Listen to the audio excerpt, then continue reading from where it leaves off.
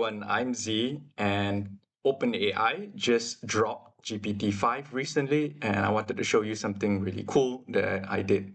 So I work in a data and analytics function in supply chain, and I wanted to see how far I could push GPT-5 with its new thinking mode in order to develop really spiffy dashboards. So a lot of the work that I do is not so much report making, but asking great questions. But ultimately, I still need to turn the responses or the answers to those questions into visualizations that are easy to understand, that help people make decisions or actions. So in this prompt, I asked it to make a dashboard for executives that focuses on procurement and supply chain.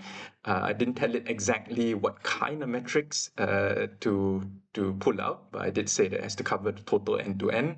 And I did ask it to say, please make me something that's customizable and responsive and clean and in HTML. So off it went, and it made a HTML file where if you run the code, you get something that is not too bad as a rough demo for something that only took about a couple of minutes, so 32 seconds, I'm sorry. It gave instructions, and as you can see, it is in fact something that you can mouse over, and it's responsive because you kind of see what the information looks like just by mousing over the chart.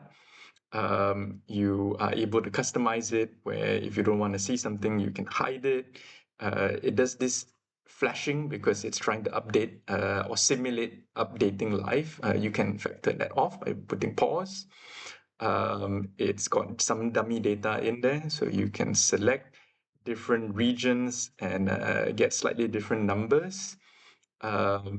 It's allows you to do search. So example, if I want to see blue wave, I can type in blue, and it will zoom in just to blue wave. So it is pretty awesome. Kind of scary, if I'm honest, in terms of will AI take over all business intelligence jobs? So not so much GPT-5, but I guess every major business intelligence platform is injecting AI into it right now. I, for one, believe that there's still a lot of value in having a human in the loop to ask the right kind of questions. But definitely, these kind of tools are going to be a game changer in terms of rapid prototyping and taking away the more tedious parts of data analytics work. Let me know what you think in the comments, and I will see you next time. Bye.